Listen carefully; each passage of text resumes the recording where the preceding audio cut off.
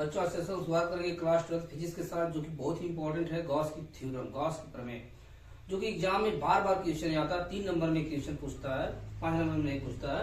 ठीक है, गॉस की प्रमेय, इस प्रमेय के अनुसार क्या होता है, किसी बंद पृष्ठ, ये देखिए कोई बंद पृष्ठ है, किसी बंद पृष्ठ ए से गुजरने वाला जो वैद्युत flux phi capital E suffix में होता है, ठीक है, वो जो है उस पृष्ठ द्वारा घिरे हुए कुल आवेश का 1/ε0 गुना होता है। ये जो है वीडियो हम पहले भी डाल चुके हैं। ठीक है, हमने अलग से भी डाला था, इसका जो है डिफिनीशन और थ्योरम हमने डाला था। ठीक है ना, यह कोई पृष्ठ है, ठीक है, इस पर जो है बिंदुओं पर प्लस की आवेश स्थित है r मीटर दूरी पर।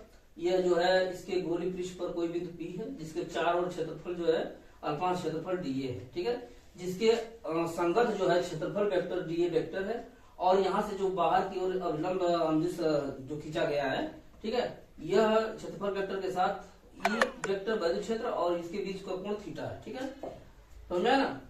अब इसके बाद मान ले रहे हैं बिंदु P पर इसके चारों ओर क्षेत्रफल वेक्टर जो है dA वेक्टर, यह बताया था।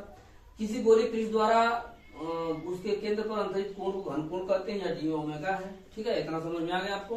देखिए वही चीज हमने यहाँ पर लिखा हुआ है। माना कोई बिंदु आर प्लस क्यू किसी बंद पृष्ठ के भीतर किसी बिंदु ओ पर स्थित है। ठीक है, और गॉस की थ्योरम हमने यह बता दिया, सारा गुना होता है फाई कैपिटल ई बराबर क्यू, इसका गुना हो जाएगा क्यू बटा ε0। ये डिफिनेशन हो जाएगी। अगर एक नंबर में आपको पूछेगा तो इसको लिख सकते हैं। ठीक है, तो मैं इसके बाद देखिए, माना कोई बिंदु आर प्लस क्यू किसी बिंदु पृष्ठ ए के भीतर किसी बिंदु ओ पर स्थित है। माना पृष्ठ पर ए पर कोई बिंदु P है, ठीक है, इस पर कोई बिंदु P है, ठीक है, पृष्ठ पर, ठीक है, जिसकी बिंदु O से दूरी क्या है, R है। माना पृष्ठ ए पर बिंदु P के चारों ओर अल्पांश क्षेत्रफल dA है, जिसे संगत क्षेत्रफल dA वेक्टर है, मैंने अभी बता दिया था आपको। ठीक है, माना बिंदु O पर रखे बिंदु आवेश प्लस Q के कारण बिंदु P पर जो वैद्युत क्षेत्र उसका परिमाण हमको निकालना। देखिए मेन यहाँ इसको डेरिवेशन को सिद्ध करने का जो है मेन इसका देखिए यही है, 2 इक्वेशन।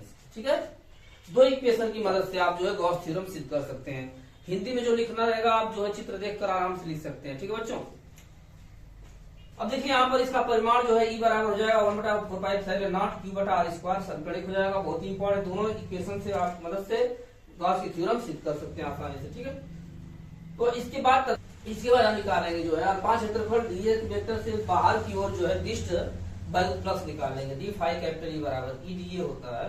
ई dA मतलब dA बराबर dA cos थीटा होता है। ठीक है, यह बताया गया। देखिए यहाँ पर फाई कैपिटल ई बराबर यह संपूर्ण जो है यह वैद्युत फ्लक्स होता है ए से बाहर की ओर। ठीक है, अब ई का मान जो है यहाँ से क्या करेंगे हम, जो है ई का मान ये जो दिया हुआ है समीकरण 2 में रख देंगे। ठीक है, 2 में रखेंगे बच्चों, तो इसमें से dA cos थीटा बटा R स्क्वायर हम निकाल लेंगे यहाँ से। ठीक है, देखिए ये मेन है, 2 इक्वेशन जब आप बनाएंगे तो इसमें से फिर E dA cos theta d phi E बराबर लेके आप ले लेंगे। इसमें से जो है ई की वैल्यू यहाँ रख देंगे। इसमें से dA cos थीटा बटा R स्क्वायर आप निकाल लेंगे। यह किसके बराबर हो जाएगा, डी ओमेगा के घन कोण के हो जाएगा। dA की ओर केंद्र से dA की ओर जो है ये बना घन कोण हो जाएगा। ठीक है, यहाँ पर अब इसके बाद जो है इसका संपूर्ण बिंदु आवेश प्लस Q के कारण संपूर्ण पृष्ठ से बाहर की ओर निकलने वाला वैद्युत फ्लक्स निकाल लेंगे। फाई कैपिटल ई बराबर phi integration d phi suffix E. अब इसमें से ये अचर है, बाहर निकल जाएगा बच्चों। यह जो है घन कोण होता है।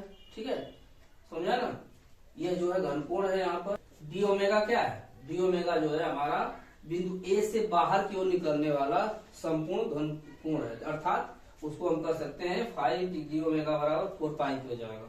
तो 4 पाई कैंसिल हो जाएगा, ये हमारा R हो जाएगा।